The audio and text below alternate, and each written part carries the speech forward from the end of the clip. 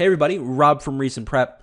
So it's a dawn of a new day. The College Board has released some additional SAT questions for the new SAT.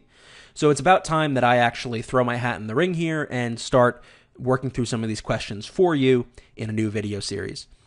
The point of this video series is to, again, work through the questions they've released. They've released 48 math questions, 24 reading questions, 22 writing questions, and 2 essay questions. I'm going to work through each of those questions, and I'm also going to analyze them. So talk about where I think the test is going, what kind of skills and strategies will be useful for the new test, and if you'll be taking the new SAT, just give you a bit of a framework about what the test is going to look like. We don't know exactly what the test is going to look like in terms of format, so I'm not going to talk about that. We have a pretty good idea of the structure, but it could change between now and the summer when they're allegedly going to be releasing some real full tests.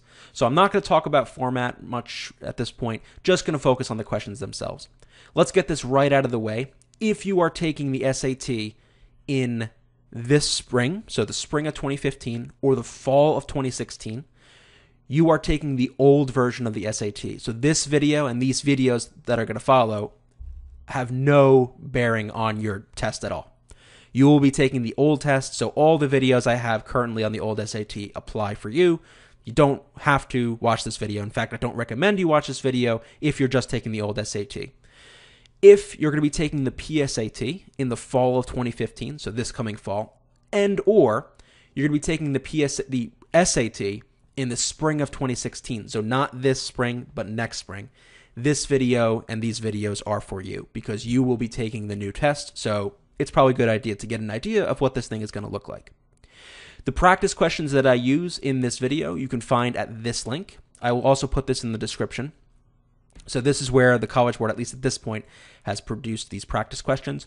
I recommend, as always, you try them yourself first before you watch the video. It's just best practice so you can kind of compare your approach to mine and you get a little exposure to the question before you watch me do it. But the questions are there. I'll leave the link in the description. Like I said, there's 48 math questions, 30 of which allow you to use your calculator, 18 of which don't allow you to use your calculator. This is a change on the new SAT. Some questions you're not allowed to use your calculator for the math.